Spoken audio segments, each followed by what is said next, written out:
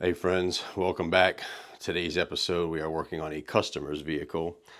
He brought me a 2017 KX450F and it's a no start situation.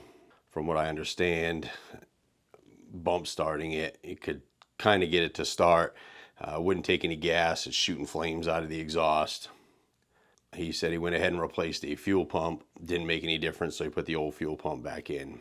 Now, before we get started on the diagnostics on this bike, I just want to make a statement. When I met this gentleman and I walked up to the truck and he had the bike in the back of it, I sort of fell in love. Now, I'm not a big fan of Kawasaki green. In fact, every Kawasaki I've had, I went and changed it to white. But something about this bike with the lime green instead of the typical drab Kawasaki green really kind of caught my attention. I like all the added pieces on, and I think this is what I'm going to do with my 2020. Has kind of been throwing it up in the air as to going gray plastics, which my buddy's got a YZ450FX with gray plastics, so I certainly can't go gray since he's got that. Going back white, which I've always done, but I really like this, and just tell me what your opinion is on it as far as all the extra green on it. I think I like it. I like all the extra little pops of green along with it. It's like super greened out. My buddy says, you should put some black instead of like the fork protectors, go black and stuff like that. But I really like the green. So I think that's the way I'm going to go. But you guys tell me what you guys think about this style of bike.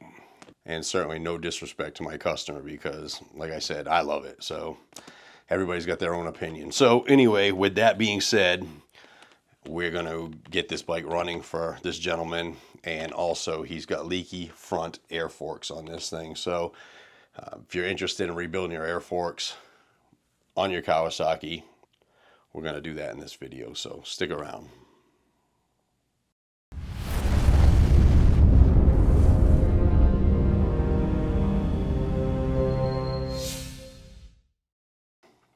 All right, so when I talk to my customer, he feels like this bike has lost compression. Honestly, when I kick it, it feels like it's got tons of compression and it just won't start. So before we go any further, I'm going to go ahead and do my foolproof starting mechanism, my foolproof starting technique on these fuel injected bikes, which generally is just give this thing like 4 or 5 really quick kicks just to prime the fuel pump, get it to top dead center, and give it a couple of hard kicks through. And I've already done this at the site and it just would not start. So we're going to pull our enrichment knob out.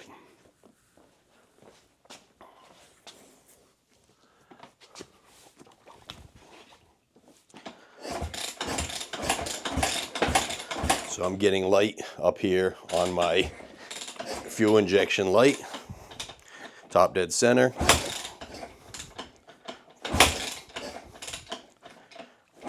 This thing's not even attempting. And this bike should start 1 kick when you get it to top dead center. So we got to figure out if we got a fuel problem, if we've got leaky valves. So like with all of these things, first thing we're going to do is get this valve cover off and we're going to check our valve clearances. He did say that it was blowing back through the exhaust, which could be a valve hanging up or a lean condition of some sort. So let's get this bike apart.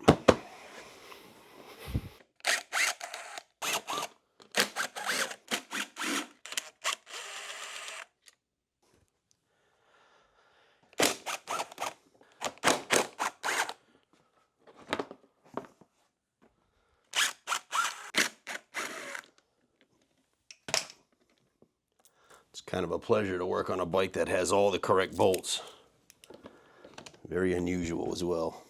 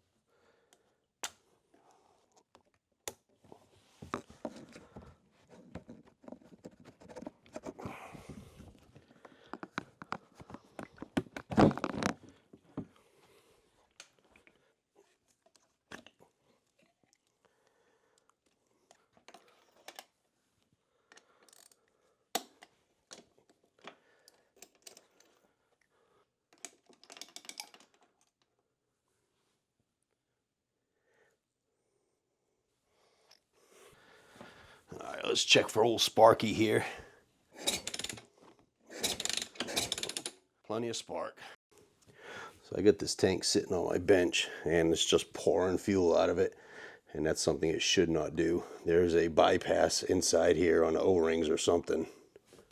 Let's just hit this thing with a little bit of non-ethanol fuel mixed with 2-cycle oil down inside the combustion chamber and give this thing a couple kicks just to see if we can rule out a potential fuel issue.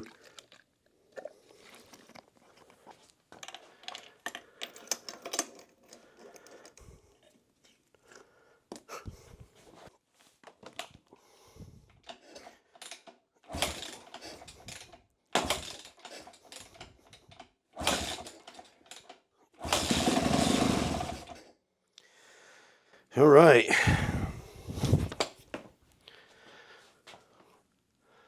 I'm going to still go ahead and check the valve clearances on this anyway, but it's seeming like we're getting a fuel delivery issue. So that's where we're going to focus our attention.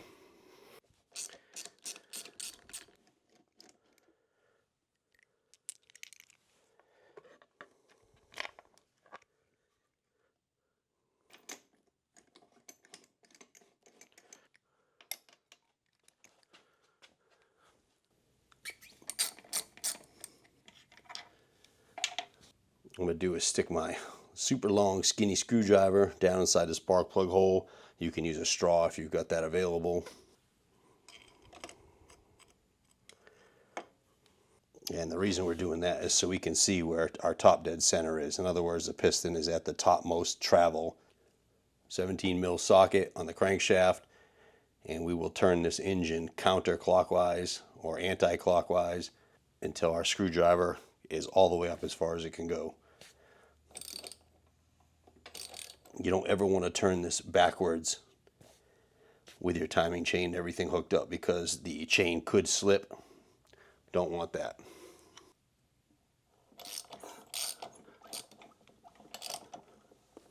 As you can see, when we turn this, our screwdriver comes up, goes down, comes up, goes down. And what we're looking for, like I said, is for that screwdriver to be all the way up as far as it can go. Now, because this is a 4-stroke, you're technically going to have 2 top dead centers. And what we're looking at here is our cam lobes. And as you can see, the cam lobes are kind of pressing down on the lifters. This is not in the right position. We need to go one more 360-degree turn, bring it back to top dead center, and our cam lobes should face sort of up and out.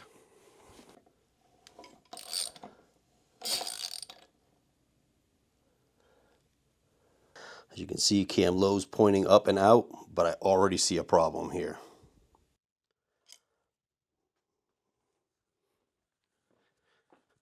So if we look here at our intake camshaft timing mark, it's lined directly up with the head perfectly. If we look at our exhaust camshaft timing mark, it's off by at least a tooth. This should also be lined up with the cylinder head. So we've got an exhaust cam issue, which is just basically going to be pulling these cam caps off and resetting this cam in the proper position.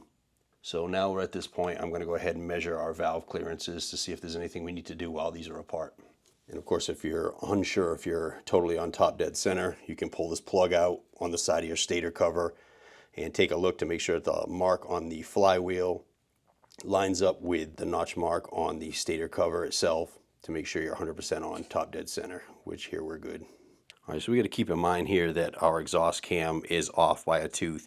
So we don't want to measure our exhaust cam with the cam in this position, or our clearances with the cam in this position, because we may get erroneous measurements. We can go ahead and do our intake. So we're looking at 0.10 to 0.15 millimeter. As long as it falls within that spec, this is okay. So we got a 0.10. We want to go between the camshaft and the lifter. And that's 0.10, and that's not going in, so that's too tight. It does go in on this side. 0.13 goes in.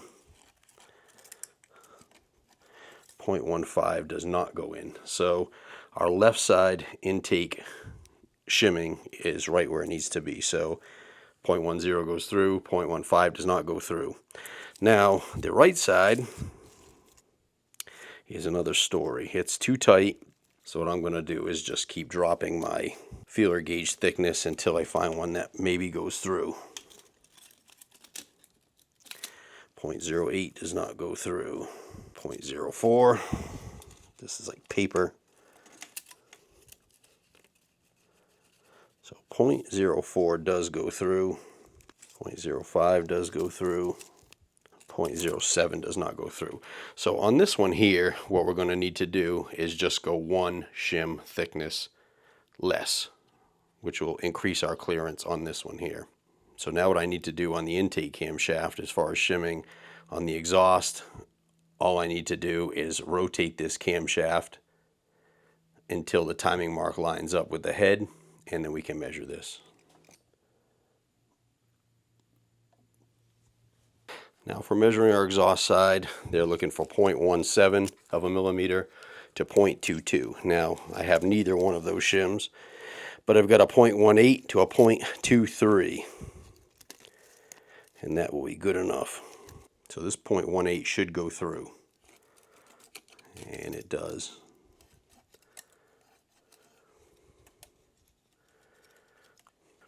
Perfect. So our 0.23 millimeters should not go through.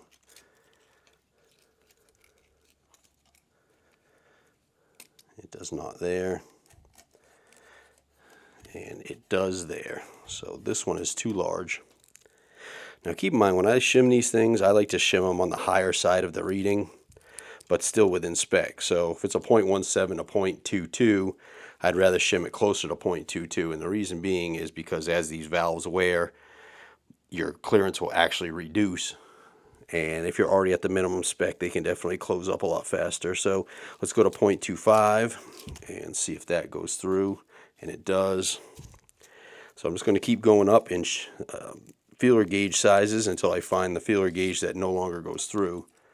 It's 0.28, it's going through. 0.30, and that's going through. 0.33, and that's going through. 0.38 is not, it's just barely trying to go through.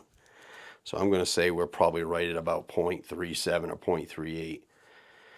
So we need to tighten the clearance up on the left exhaust cam lobe. So at 0.38, I'm going to have to go 3 shim sizes larger on this one, 1 shim size smaller on this one. And we'll realign the cams properly. Now before we take our tensioner out, let's go ahead and rotate this again and bring it back up on top dead center of the compression stroke, so the crankshaft is in the right position. The reason we're going to get involved with all this stuff is before we get involved with any electronic diagnostics or anything like that, I always want to make sure that all your mechanical stuff is sound first. So now that we got that set, you can see that the camshafts and the camshaft chain are loose.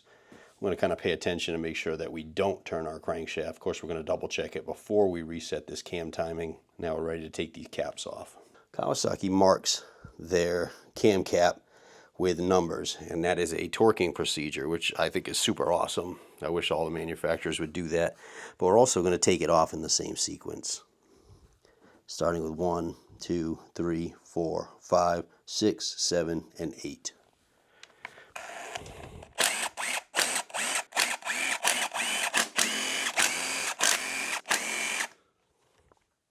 As you can see on this particular model, it's got 2 silver bolts. That is not uncommon. Sometimes it'll be in position number 5. Keep track of where these go on the head. Take your cell phone, your old Polaroid camera, some crayons, and a napkin, or call your buddy who has got a good memory, and remember where all these go.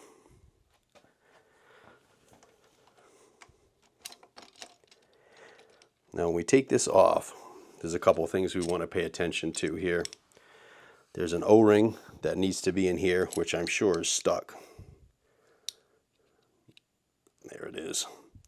Don't lose that. If you do lose that and you put this back together without that O-ring, what you're going to have is oil that's going to be seeping out of the side of your cylinder head, out of the weep hole over here as the oil gets past there. While you got this out, take a good look at your bearing surfaces here. Make sure all that's super clean. There's no scoring or damage. In this particular case, it looks pretty good. Now on our camshafts here, we have two little half moon clips. Want to be cautious about these as well. They certainly have the potential to go ahead and fall down inside of your timing chain cover there. And then you got to try to fish them out with a magnet, or you got to pull your stator out and get them out that way. So just be mindful of it. Since I'm not opening up the stator or anything like that, what I'm going to do is put a zip tie around my chain. This makes it so that when I take the cams off, if the chain does fall down inside, I can fish it back out without any kind of fancy tools. All right, so I'm going to go ahead and get the cams out so I can do the shimming that I need to do. I find that it's always easier to get the intake cam out first.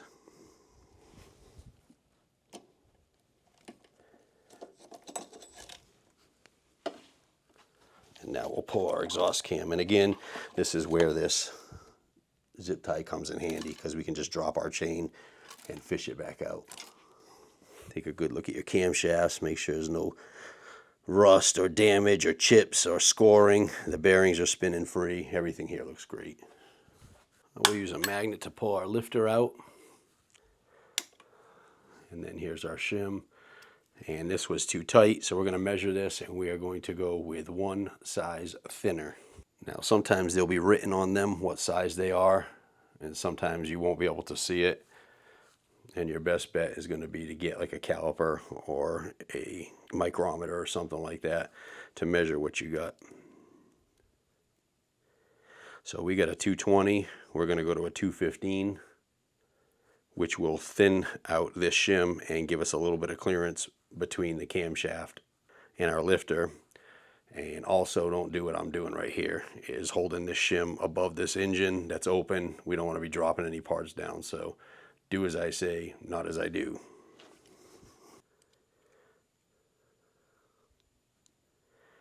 Okay, so this is going to be a 215.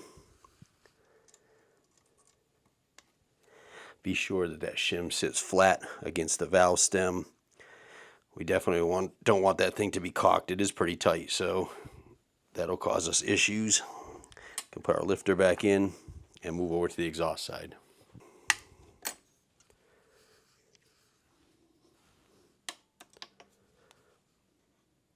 .35, so we're going to go 3 shim sizes bigger to tighten up that clearance.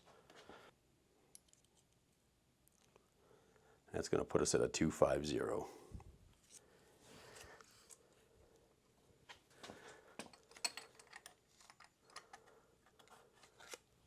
And the installation is reverse of the disassembly.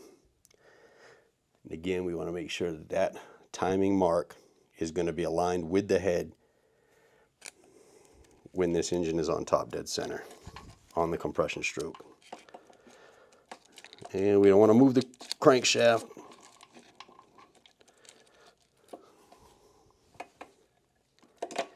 And this could certainly take a few times to get it right.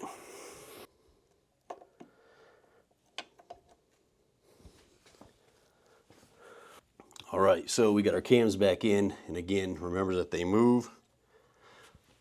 The key on this is to have this front chain taut, just lightly snugged up so that it's not turning the crankshaft. And when you double check your timing mark on your flywheel, and then go ahead and check your 2 marks on your camshafts, and as you can see, they're perfect. We can cut our zip tie and get our cam caps back on.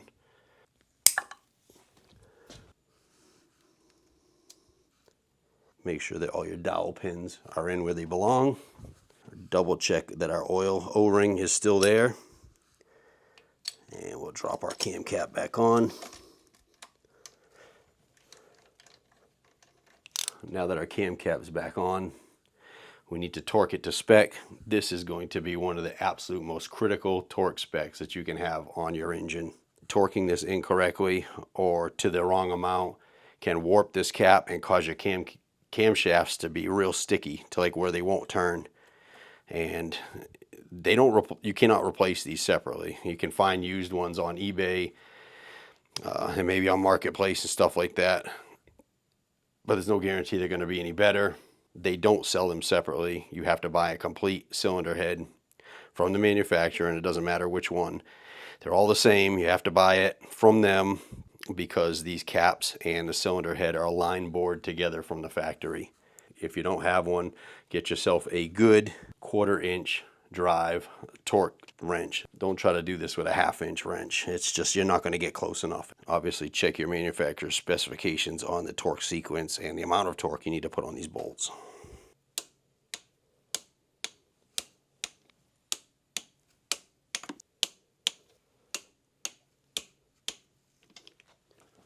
And make sure once you torque them down that both your cams are still moving nice and free, and remeasure your valve clearances to make sure that you got it spot on, or if you have to take it apart and make any adjustments, now's the time to do it. So to reinstall our tensioner, go ahead and take the screw off the back. Down inside there you can see is a spot for a flathead screwdriver, and you're just going to turn that in clockwise. It's kind of tough. Sometimes they'll lock in. This one feels like it's trying to, but if it doesn't lock in, you have to hold it with a screwdriver. When you buy these new, they come with this little T-locking key. I like to save those, and I can put them in here to hold it in, make it easier for installation.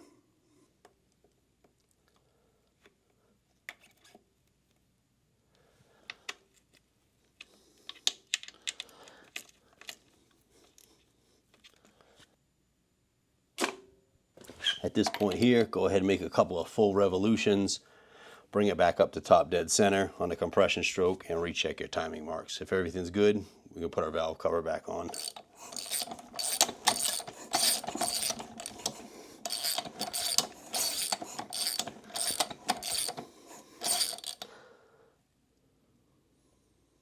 Timing mark here is perfect. Timing mark here is perfect. Timing mark here is perfect. Before you put your valve cover back on, don't forget about this top gasket on top of the spark plug tube. If that's missing, you're going to have the same problem with the oil leaking.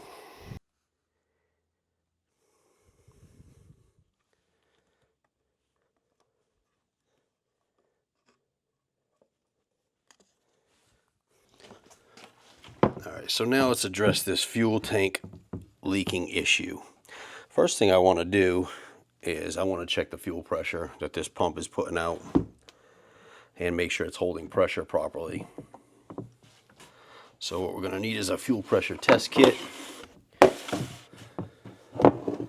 got this thing off the Jungle website. I want to say it was like 35 bucks or something like that. It's totally worth it. And it's got a bunch of different size adapters. So the problem that you're going to have with this kit that I find is that the output nipple on all of these fuel pumps, which is going to look just like this, is just a little bit too long by about 1/8 of an inch. So to use this kit, I always have to cut just a little bit of the plastic off the end. Now you can use a hacksaw, a cut-off wheel, butter knife, your teeth, whatever. Just take 1/8 of an inch off. It's not going to hurt anything because it actually seals like way up in here. So not a big deal. But we can try it just to see. So as you can see, it won't snap in. It's just a little bit too long. And if you don't get it to snap in, when you put pressure on it, it's going to blow the line off and spray fuel everywhere. Now, if you use any kind of electric tools around this, obviously you're going to need to be careful around gasoline.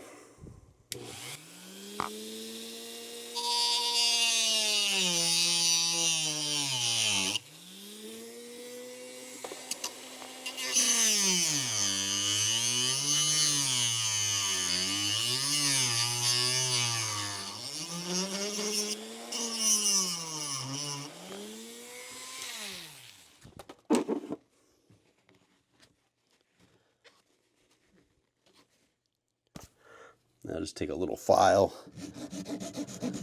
put that bevel back in.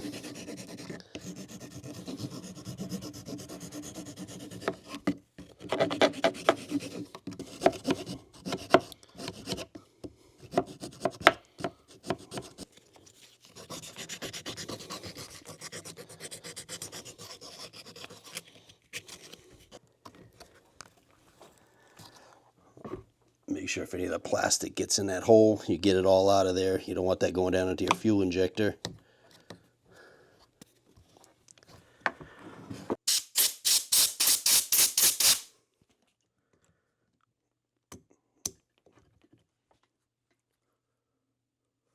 All right, so the way this works is the 12-volt fuel pump will pressurize this line and go down to your fuel injector. To do this test here, with this adapter, it has a T over here. One side, the threaded side, is going to go to our gauge. And this part here would connect to your typical fuel line and go to your fuel injector so you can measure your fuel pressure while the engine's running. However, we're going to do this statically on the bench, so we have no return. If we were to power this up, it would just shoot fuel out of here. So what we're going to do is use a piece of hose, put that on there, either put a zip tie or a clamp on that so it doesn't come flying off, and this way we can just pressurize our gauge. Now obviously, working around fuel, we want to be very, very careful with sparks. So I've got the pump jumped out. Once I touch the negative here, this pump should pressurize. Remember to keep the tank up and down for the most part so that the pump can actually pick up fuel. And let's see what we get for a pressure reading. So again, about 40 psi, which is where we need to be. 43 is ideal on this.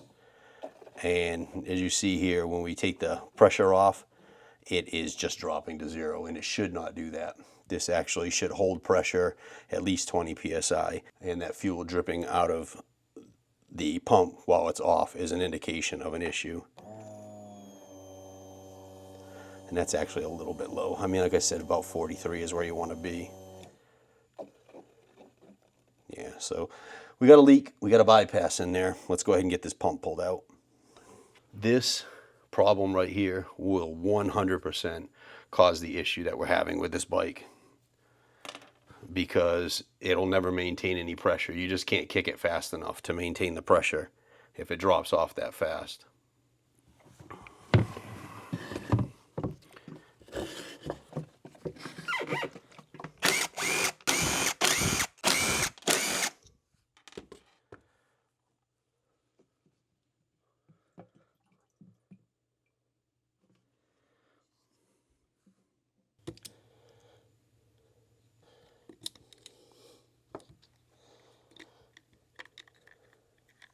So inside of this pump assembly, there are 2 O-rings, and it's very common for them to bypass. And right up here at the top, this is the pressure regulator, which regulates how much pressure, obviously, that goes out to your fuel system.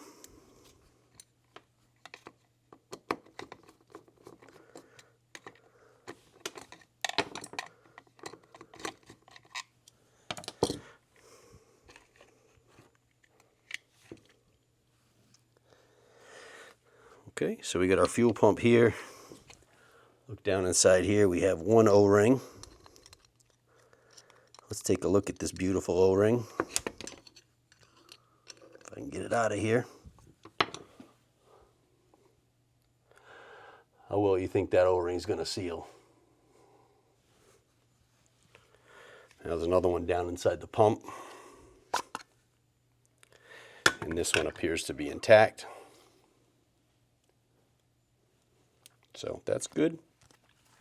So the pump sucks up the fuel through this sock, pumps it up through this hole. This hole is down inside of there. There's plastic, which tees off here, and it goes here and here. This here line goes up to the output on your fuel, to your fuel injector. Once the whole system is pressurized to the fuel injector, and it gets to 43 psi, this valve right here will open up and allow the fuel to bypass and go back into the tank. So that's how it maintains the 43 psi. So without getting too excited, I feel like we just found our problem with this gentleman's motorcycle. I'm going to replace this O-ring, put this back together. We'll throw it on the bike, give it a couple of kicks. Good little tip so that you don't damage the O-ring again. Little dielectric tune-up grease. Reminds me I need to get a little bit more. Go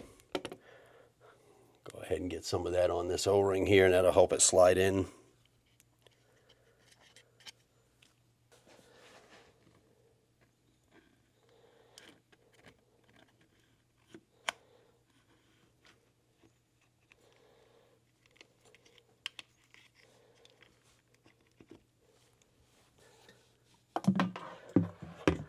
If you don't remember what direction this comes off, it only goes one way. It's keyed so that you can only put the bolts in one direction. And that makes it easy for dummies like me that don't pay attention when they take things apart.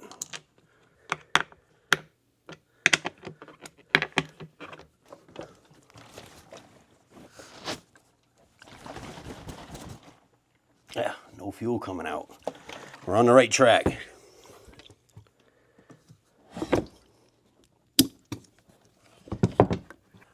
All right, let's go ahead and get another reading. Oh, we got 43 psi. Look at that. Quick, easy fix.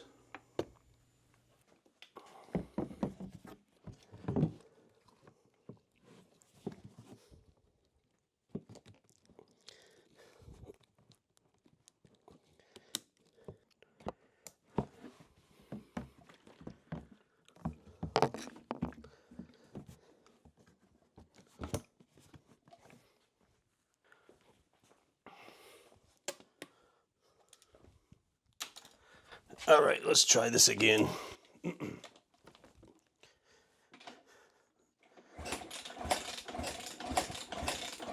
Should be enough to pressurize the pump.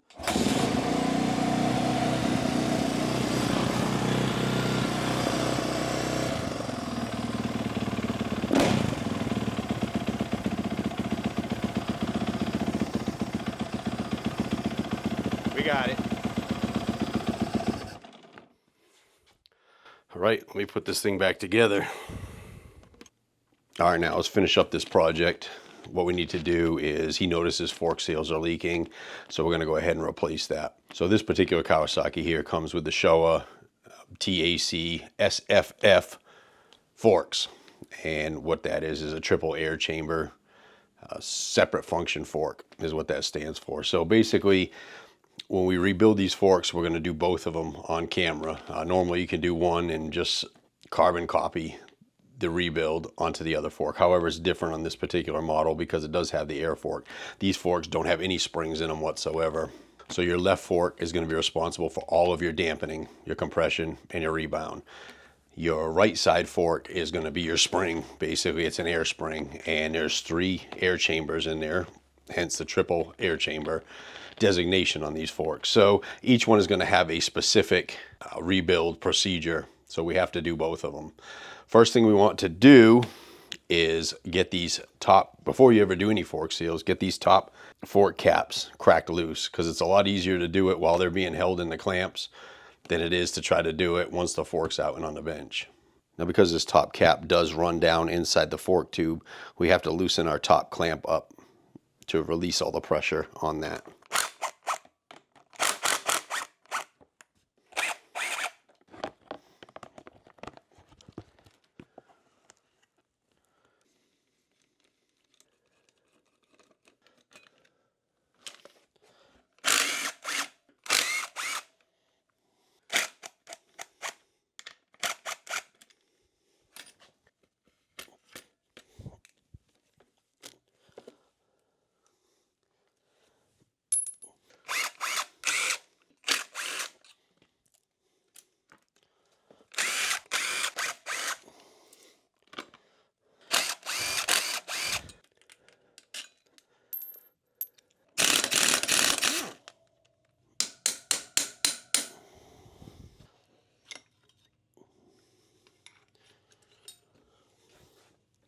Now we can go ahead and get our lower clamp bolts loosened. Always hold on to your fork while you're doing this because it could potentially slide out.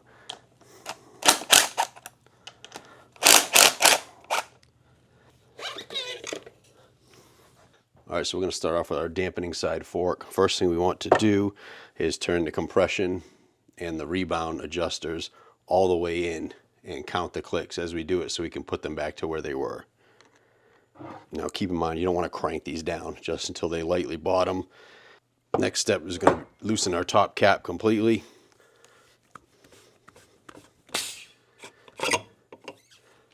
And we're going to drain the oil out of it.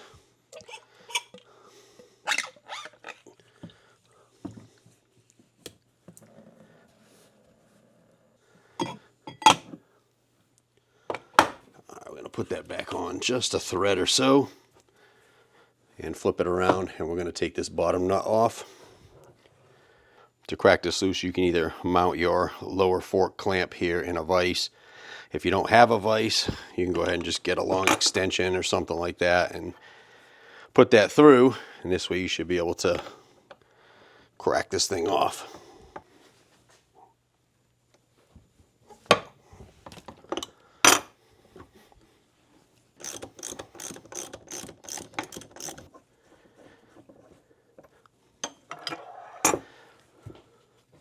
So now what we'll do is just let our fork tube fall inside. This is so much easier without springs. Now we're going to hold our locking collar. This particular one's a 17 mil.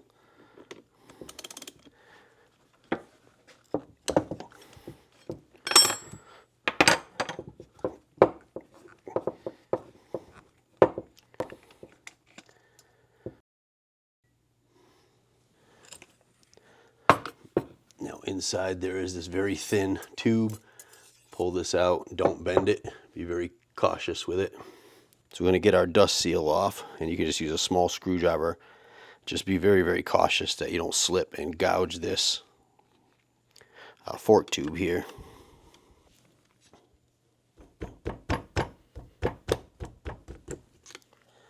It's just a little bit of a press fit. Now down inside here there's a clip, and you can just get a screwdriver in there and kind of pop that out. Again, being cautious not to damage the inner tube. Loosen your top cap again. You can pull the whole inside of the fork tube out. And we will get involved with that momentarily. But right now we're going to go ahead and get to the seals. And at this point here, you're just going to grab the inner fork tube and the outer fork tube, and we're going to kind of pull them apart like a slide hammer. This fork build is very similar to any other Showa fork build that you might do. So on this lower guide here, there's a little slot. You can get a screwdriver in between, kind of twist it and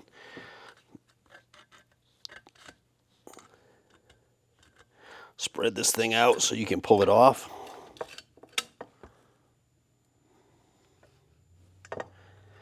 Then you have the upper one. And if any of these are excessively worn, they should be replaced. Now we have a washer. This here is our actual fork seal.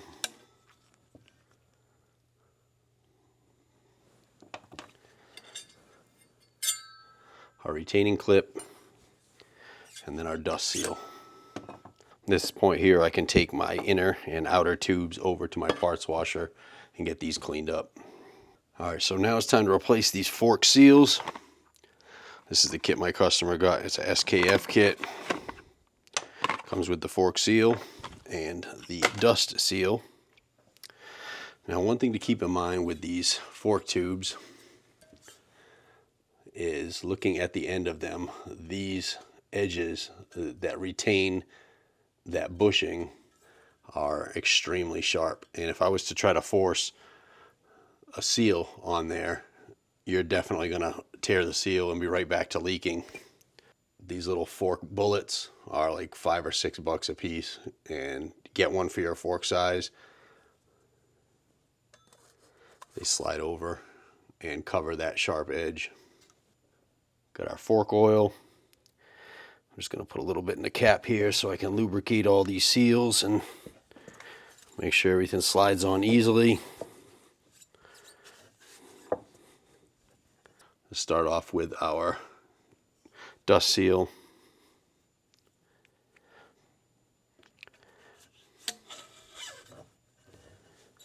Our retainer clip. I typically like to push this thing all the way to the top and then throw the clip around the edge of this thing because they keep it from falling down when you're trying to get these seals in together. Now our fork seal. Obviously check your service manual to see what direction they want this seal to go for your particular model. At this point here we can take this bullet off, our washer, our lower bushing, and our upper bushing.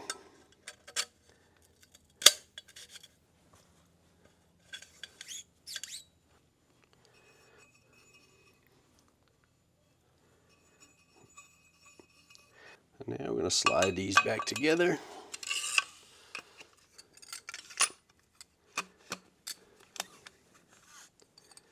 Now you can go ahead and install this with a screwdriver around the very edge.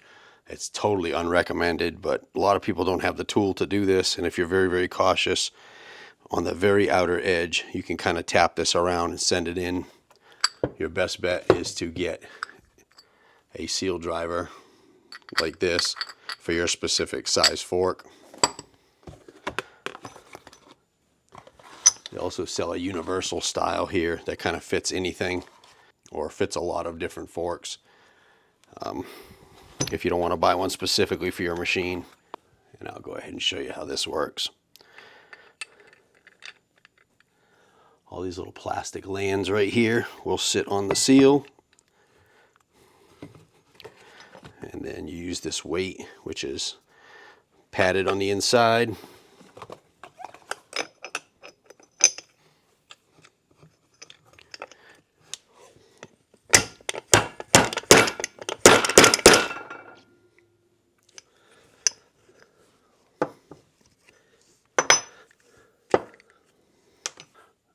If you can see that, but our seal is completely seated. Now I can let this clip down and get that down in the notch.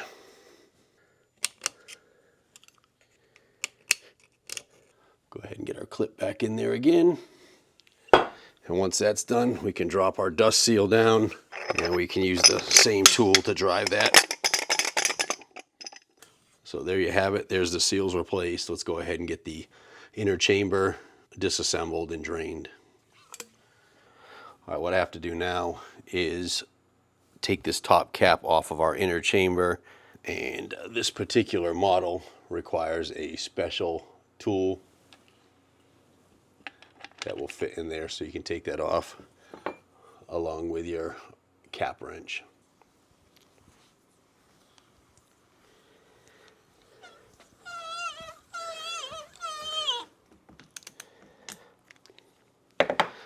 Now I have my inner fork tube very, very lightly in my vise, just as an extra hand. It's very, very loose. You don't want to tighten this up and crush this. Now to get this valve assembly out, we're going to go down to the bottom of our rod and push that up. That'll help pop this out.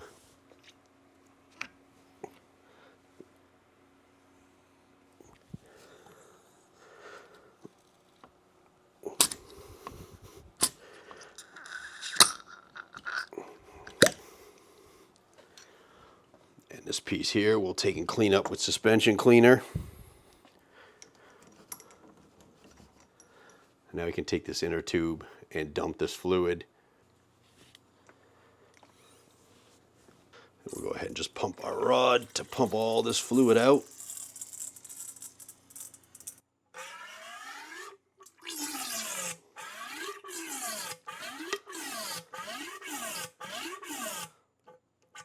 If the fluid that's coming out of your fork is like real dirty, you could put some fresh fluid in there, kind of pump it through and keep emptying out. We don't want to use any kind of solvent or anything down inside of this chamber. And we'll just let that drain out. All right, so now I've checked my service manual. We're going to refill this inner tube. Kawasaki for the 2017 450 is calling for 10.5 ounces.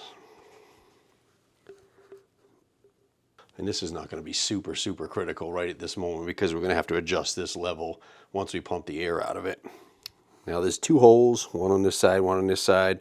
It's just easy if you put your fingers over them so that oil doesn't spill out.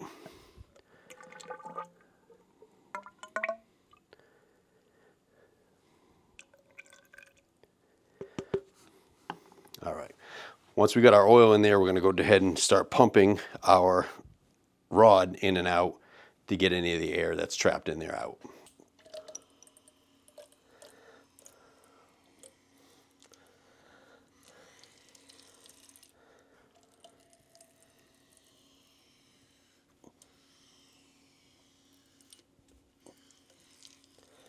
While this has some tension on it, because the fluid is trying to pass through the valving in here, it should not bind. It should be smooth the entire length of the travel. Once we got all the air out, we're going to do our final oil level fill, and that is going to be, you could take a tape measure and measure from the top of this down 5.2 to 5.5 inches or 132 to 140 millimeters.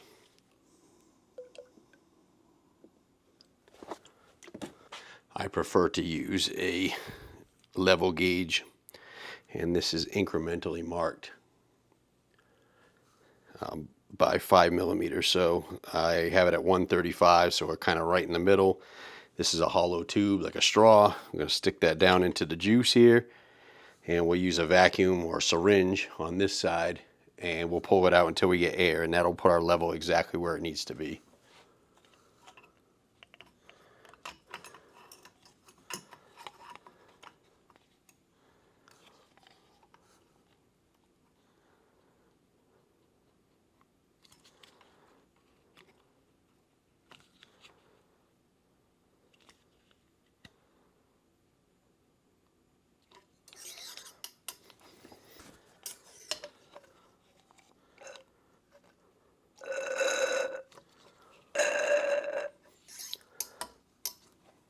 All right, so now that our fork oil is at the proper level, I'm going to go ahead and put a little bit of oil on all these O-rings. And while we're pulling down on the shaft to make sure that it doesn't push up, we're going to go ahead and get this thing stabbed in there.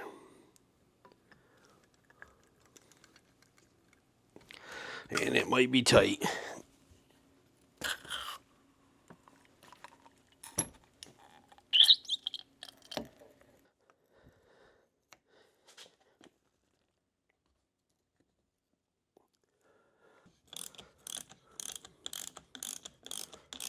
Now this particular model, we're going to go ahead and torque this top cap down to 22 foot-pounds. Now if you're finding that it's extremely difficult to get this valve in on the top, you can actually push the lower rod in halfway or 3/4 of the way in and push down on it while you're pulling down on the rod, and that will help to pull this in. All right, now that our top cap is on, we'll go ahead and do a couple of full strokes with this thing. It's going to push out any excess oil.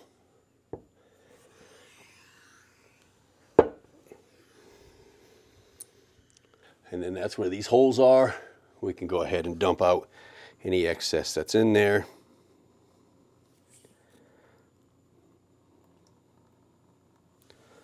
Actually, I should save it because it's good oil.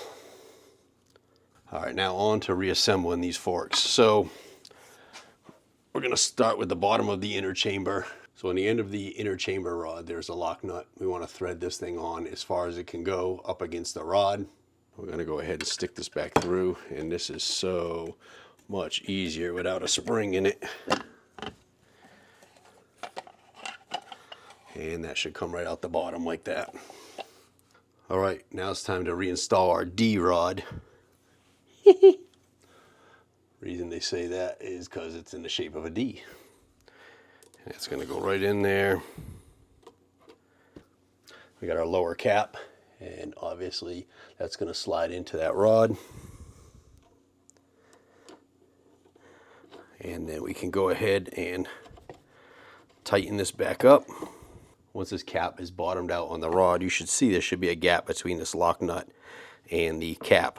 So we can go ahead and snug that up now.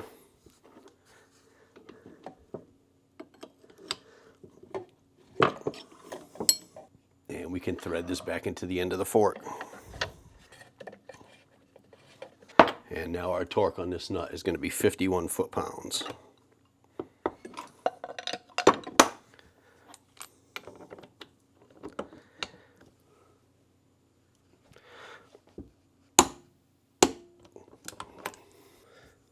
So we now have to fill our outer tube with oil, and the range is like 10 to 14 ounces.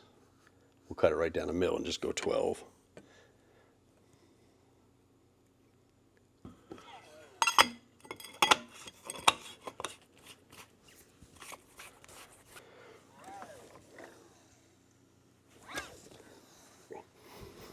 All right, so now all we have to do is put our clickers back to where they started from, get it back on the bike, and then we can get started on our air chamber fork. All right, next we're going to get started on our air chamber fork, and this fork here is going to require a specific sequence of events here. Like I said, you have 3 air chambers, 1 in the balance chamber, and then you have an inner and an outer chamber here at the top. These need to be aired down in a specific sequence and also aired up in a specific sequence. We're going to start off with our balance chamber first.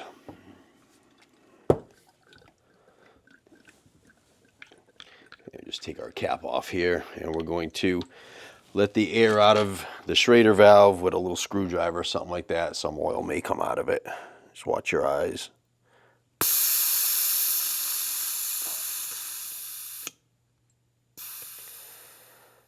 Next is going to be our outer chamber and then our inner chamber.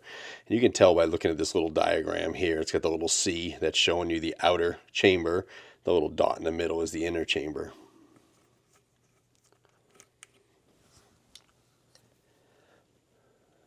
And again, there may be a little bit of oil that comes out of this.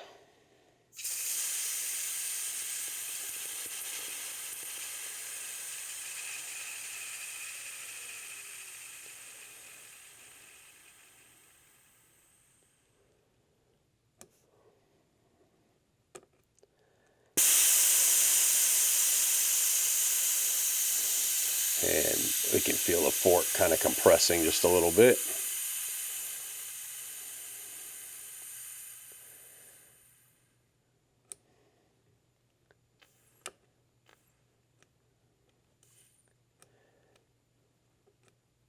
Next, we're going to get this back in our vise and lightly hold this. So this inner cap here, we need to press that down. Either tap it down with something soft, or you can push it down with your fingers, because there's a circlip in there that we need to take out so we can get this cap off.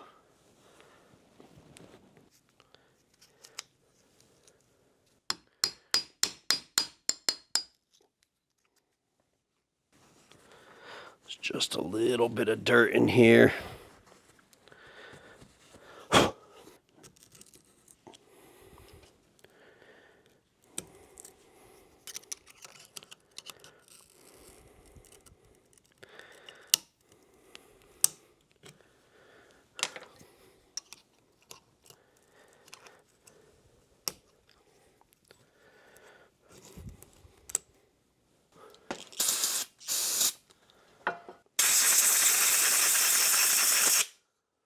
All right, now to get this cap out here, I'm going to put a rag over the top of it because we might get a little bit of oil out, but this cap's going to pop because we need to push up on the fork and pressurize it out. So what you do is just kind of give yourself a little parachute there that you can push up on this thing and pop this out.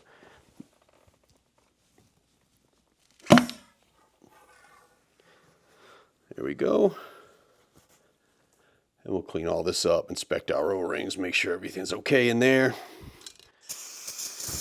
Now we're going to go ahead and dump the oil. If you look up inside of here, you can see there's a little bit of a weep hole there.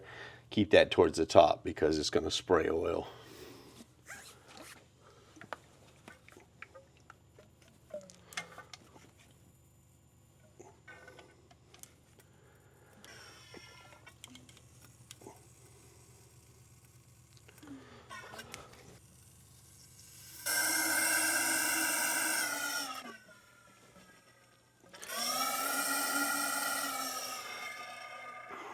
Now we'll go ahead and use our fork wrench and we will take this top cap off. Not technically taking the cap off. We're just loosening it so we can drain the outer tube. All right, once that's drained, we can just lightly snug this back up again. Next, we're going to get our top cap off on our balance chamber. So we're going to clamp this fork back in our vise. The balance chamber cap on this particular machine is a 32 millimeter, 1.25 inch will work as well.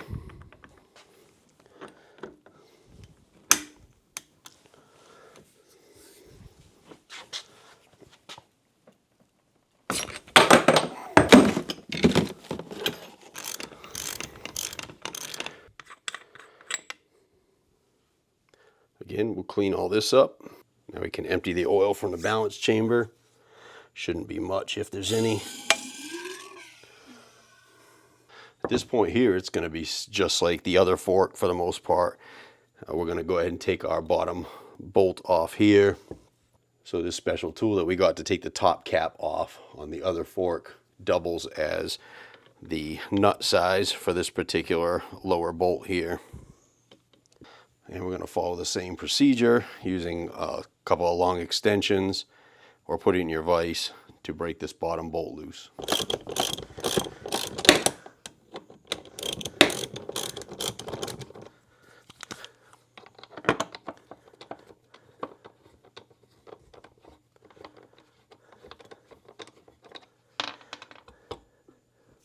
Now, just like the other fork, this bottom cap is held on by this lock nut, 17 millimeter.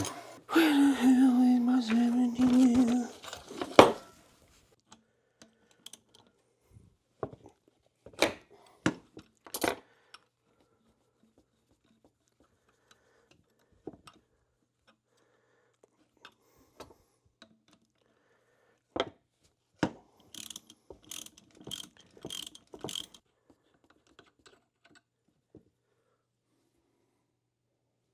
As with anything, go ahead and inspect all your O-rings. Make sure that they're all in good shape. If not, go ahead and replace them while you're here.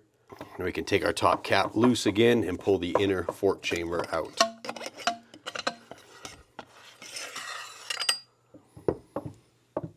So basically, to do this seal, it's going to be exactly the same as the other one.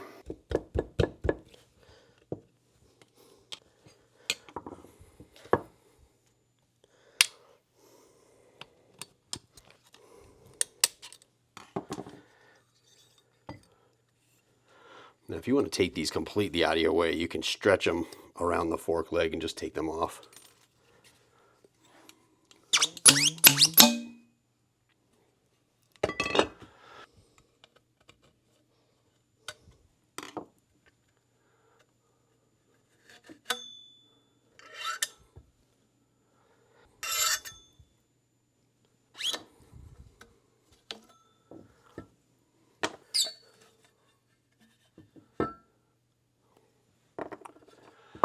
Take these over, clean them up, and we'll get them back together. And just as the other fork, with this inner piston chamber assembly, we don't want to get any solvents down inside of it. It's okay if you clean the outside of it pretty good with the solvents, but if you need to clean it out, just put some fresh fluid in there, pump your piston to pump that fluid through, and keep doing that until it comes clean.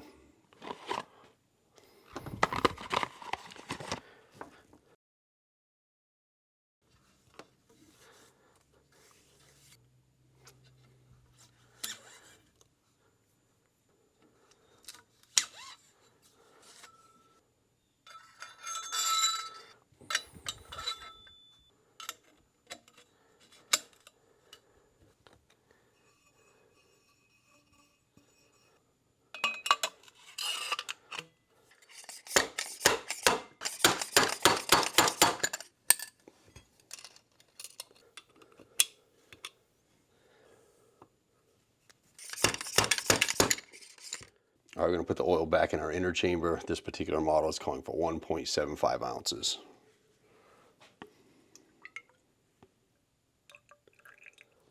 All right, back in our vise very lightly. We're going to get our top cap back in. Just oil up these O-rings.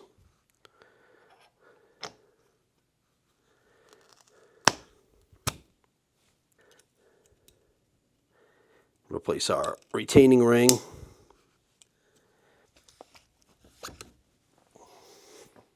All right, at this point, we're going to go ahead and pump up our inner chamber to 175 psi. That is a standard measurement for this particular model. Obviously, check your service manual to find out what is optimal for yours. And adjusting these pressures is going to adjust the air spring rate for high speed and low speed compression, compression towards the bottom, compression towards the top of the stroke. But we're going to put it all back to a standard, and then the customer can adjust it to how they like it. You definitely do not want to use an air compressor for this because the pressure can come up way, way too fast. And regular atmospheric air or air from the air compressor could potentially have moisture in it, and we don't want to get any moisture in our suspension, so we're going to use like a high pressure bicycle pump.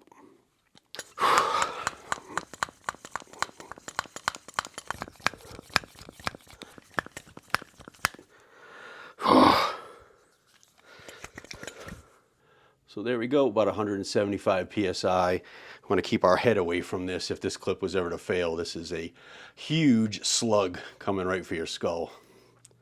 Next, what they want us to do is measure the length of this inner chamber, and if it's off, they want us to replace the inner chamber. We're going to measure from the bottom of the hex to the bottom of the piston. That should be about 37.5 inches or 950 to 952 millimeters. And we're right on the button, 37.5 inches. All right, now we can put the inner and outer chambers back together.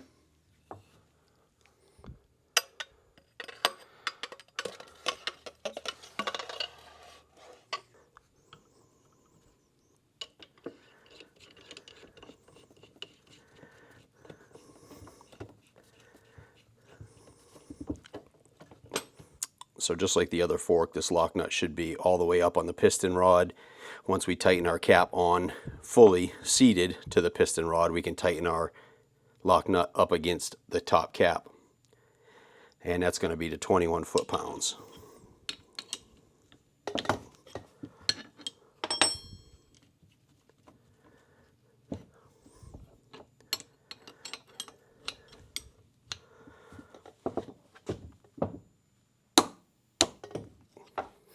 So Kawasaki is recommending a low grip thread lock to the threads.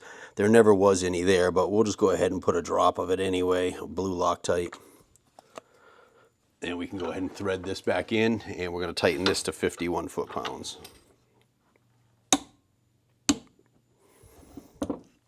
Again, check the specifications for your particular model. This particular model is calling for 9.1 ounces or 270 milliliters in the outer fork tube. Now we can go ahead and snug up this top cap. And just like we did with the inner chamber, we're going to pressurize our outer chamber now to about 14.5 psi for this model.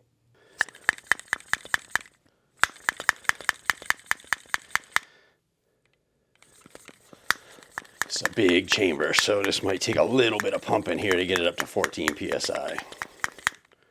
Got it right around 15 psi. This gauge here is not tremendously accurate. I probably need to get myself a digital one if I'm going to be doing a lot more of these forks. Go ahead and get your valve caps back on.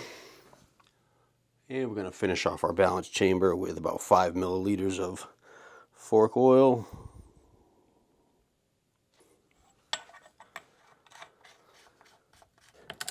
And we're going to send this bad boy home to 33 foot-pounds.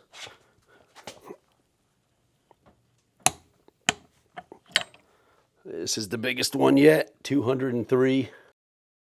Pressure is, again, a standard pressure. And we're going to have to pump this for a little while. This gauge is nowhere near accurate enough for 203 foot-pounds, so 200 is just gonna have to do, and it will be fine. And that's our forks rebuilt. Let's get them back on the bike. So we just slightly snugged up our lower fork clamp, so we can go ahead and tighten up our upper fork caps with our wrench here. Now there is a torque setting to this, but with this wrench that I've got, I have no way to measure that. So I'm just going to give them both a little bit of an ooga dooga.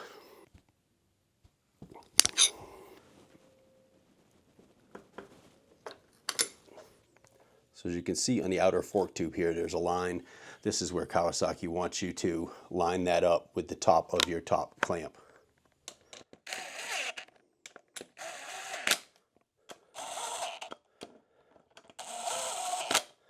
Now go ahead and torque these up. 17 foot-pounds, top and bottom.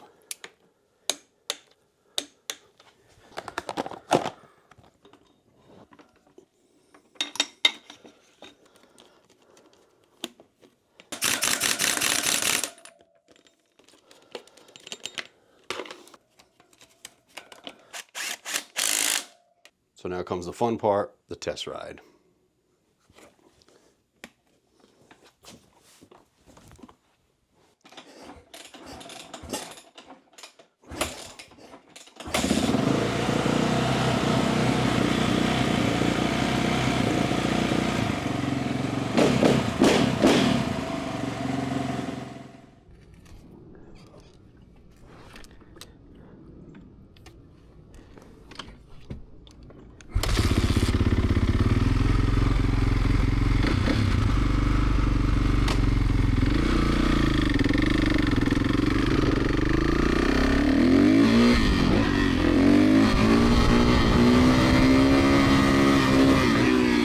Gotta love a 450.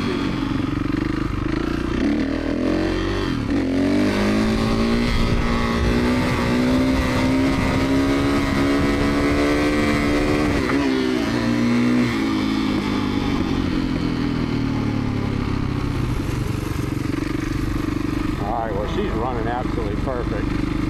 Customer's worried about a little bit of a bog or hesitation on acceleration. I don't have anything on this thing. It just pulls like a freight train, like a 450 should. Well, with that done, that's going to do it for this video. I'm pleased. My customer's definitely pleased. Super easy fix for the thing. I hope what I did in this video helped you out in your repair projects. And if it did, go ahead and give me a thumbs up. I know it sounds like I'm always begging for subscribers, but if you don't ask, you don't receive. I know a lot of you have been asking for me to see a little bit more of the test rides. Unfortunately, it's pretty far from where I'm at to do any kind of legitimate riding on the bike, and I'm trying to be respectful of my neighbors. I try not to go too fast. This wasn't a good representation of that, and also keep it to an absolute minimum for testing these bikes out until I can get them out somewhere. So to get these videos out, I got to show just a little bit of the test ride or none at all, unfortunately. I want to thank you anyway for watching. Like I said, please hit that subscribe button. I'm trying to work my way up to 10,000 subscribers, and then we're going for 100,000 after that. So your help definitely means a lot to me. Thanks for all the comments. Thanks for all the shares, likes, merchandise purchases, and purchases of the manual, service manuals. It definitely helps the channel a lot more than you know. Times are tough. So anyway, thanks again, and I'll see you on the next one.